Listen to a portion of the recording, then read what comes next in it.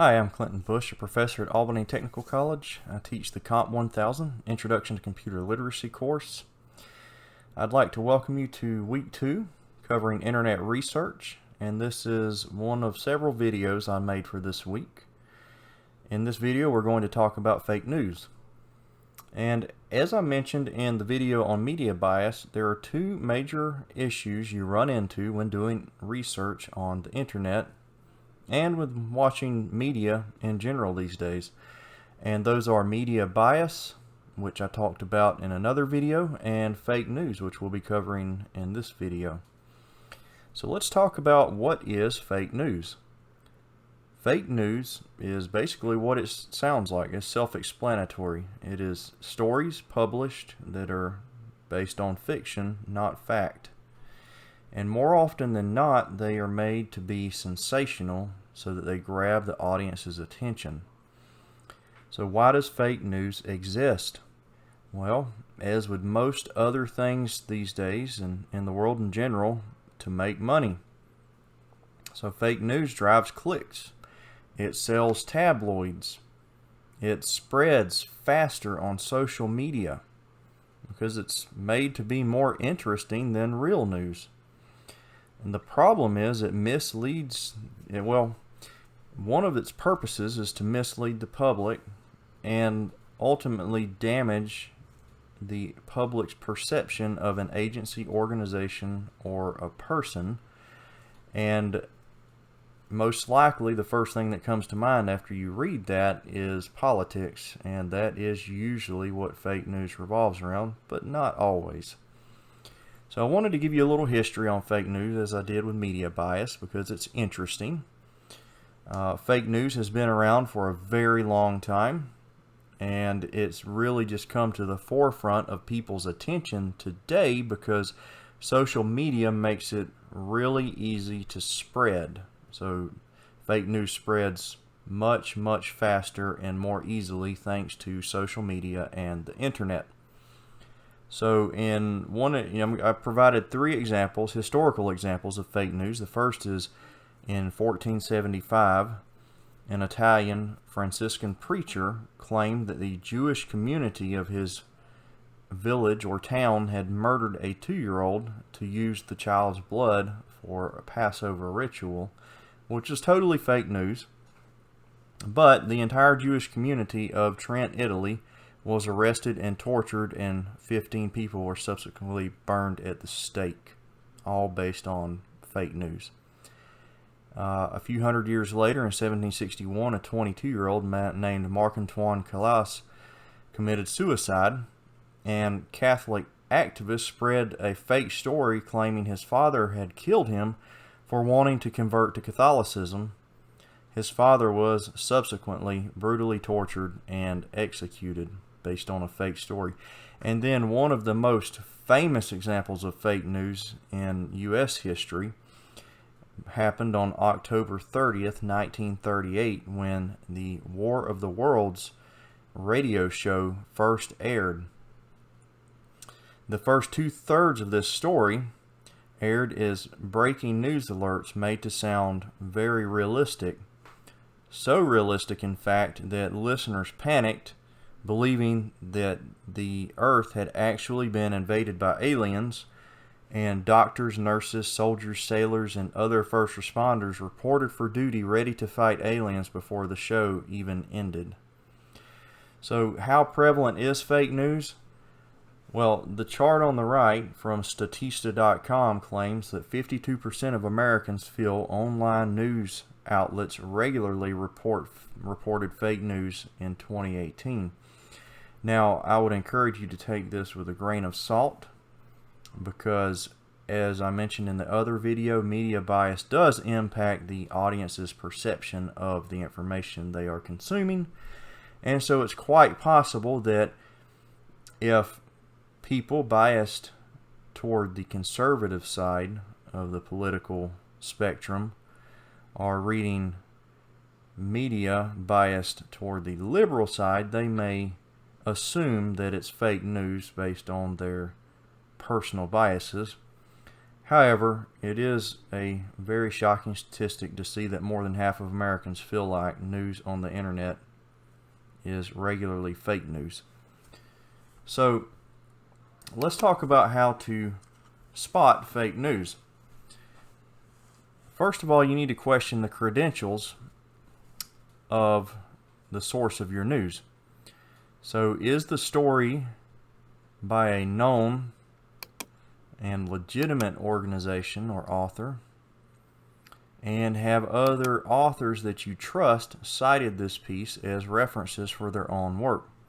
So these are two questions that will really give you some idea as to the credence and trustworthiness of the information that you are consuming. Another thing you need to question is the objectivity of the information. So does the author have an agenda?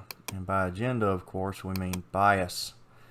Does the author belong to a special interest or political group?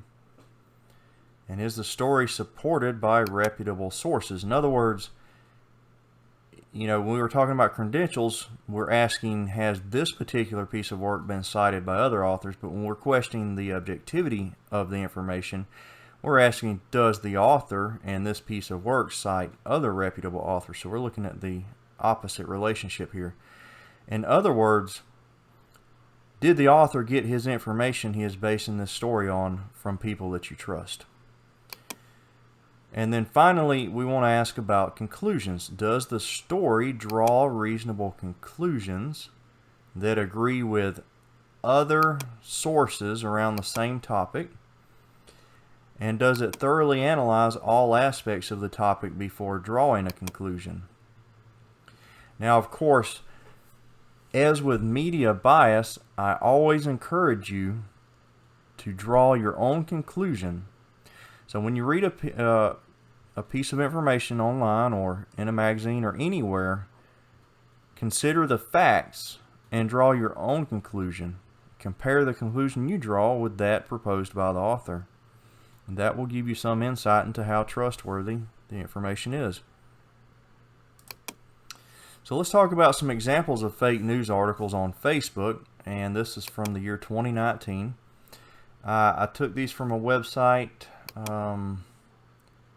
businessinsider.com, which is a really good online publication, and they had a list of the top 10 Facebook fake news articles from 2019, and I listed the top 5 from that list. So I'm going to point out a few things about these articles. The first one is titled, "Trump's grandfather was a pimp and tax evader, and his father was a member of the KKK." So below you'll see a screenshot of this actual article. And one thing I want to point out to you, the first thing I'm going to point out is the actual title of the Facebook page. So if you see an "Impeach Trump" banner or logo on a Facebook page, that is a really excellent clue that the information is probably biased and potentially fake. Number 2 is the article itself. Okay, this title is sensational. These are outlandish claims. True or not, they are very sensational. They invoke emotions, and they're pretty extreme. The next thing I'm going to point out is the source, or the URL the article points to, AH Tribune. I've never heard of that publication. So if I were going to read this, I'd have to find out what are the credentials of that media outlet. And then one shocking thing I want to point out to you is just how many times this fake news article was shared. So that's a pretty sad testament to people's ability to identify fake news. It was shared 155,000 times. Alright, number 2. This one's titled, "Nancy Pelosi is diverting Social Security money for the impeachment inquiry into Trump." So again, we've got very sensational claims. again, let's look at the title of the Facebook group, the common thread supporting Trump and Pence. So again, it's a politically biased source of information. Again, the URL is questionable, Patriots Unite. And then again, the title is very sensational. So these are some outlandish claims about Nancy Pelosi. And even the sum of money is quite outlandish, $2.4 billion diverted to cover impeachment cost. And another sad tribute to our ability to identify fake news. This article was shared 29,000 times. Let's look at another. So number 3, AOC, that's Alexandria Ocasio-Cortez, has proposed a motorcycle ban. So let's look at this. This page, once again, has a very political bias to it. It even sports the what looks like the original national flag of the Confederacy.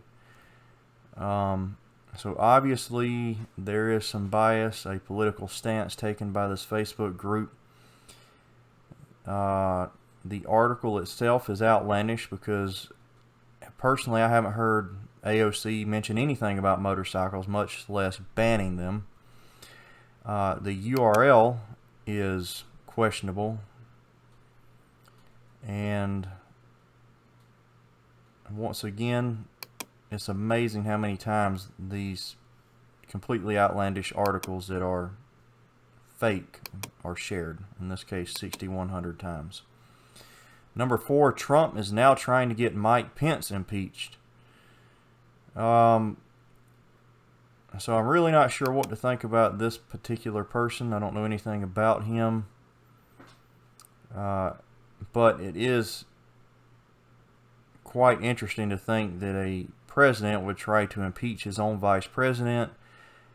And that is outlandish for several reasons. First of all, it's unprecedented. Secondly, impeaching your own selection would look bad on you. So if you think through this logically, the claim itself makes no sense.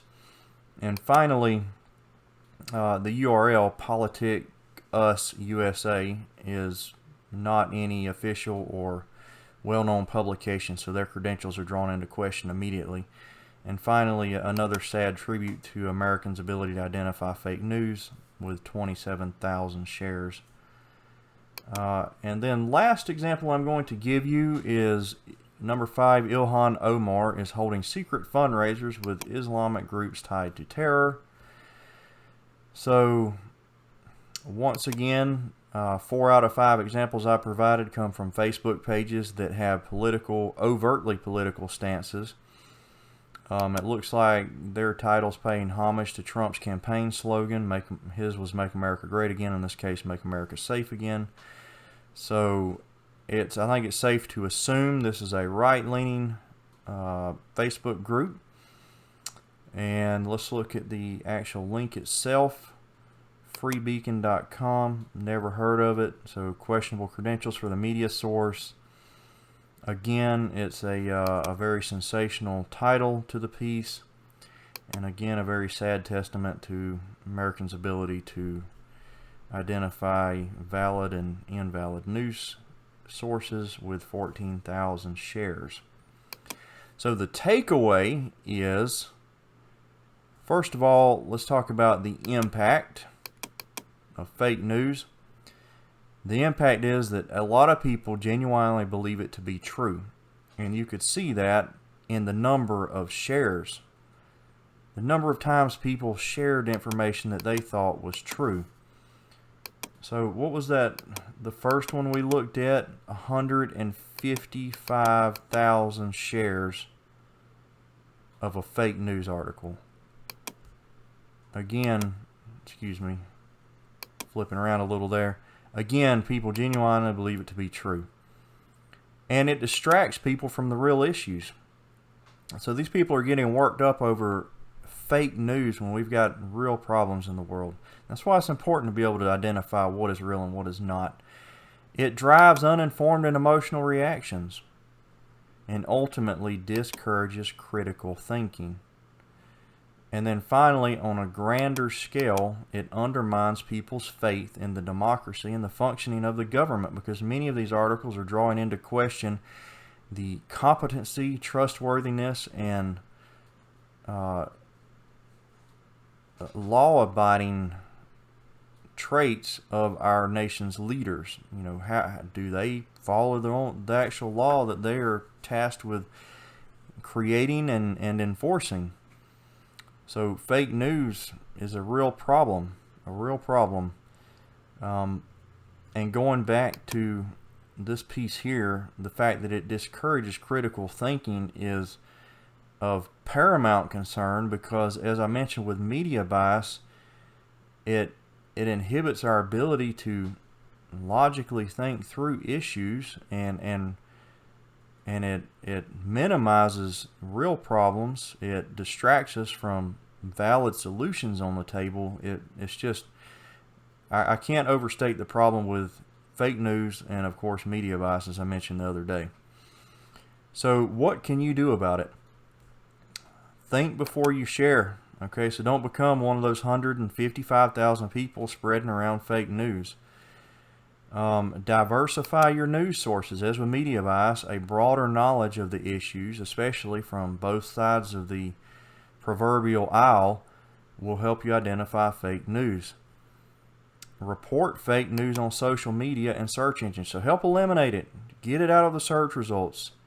Okay, these companies now have armies of people that are tasked with finding the validity of information on their platforms and getting rid of the stuff that's not real or doesn't meet their criteria, their standards. So if you see something fake, report it.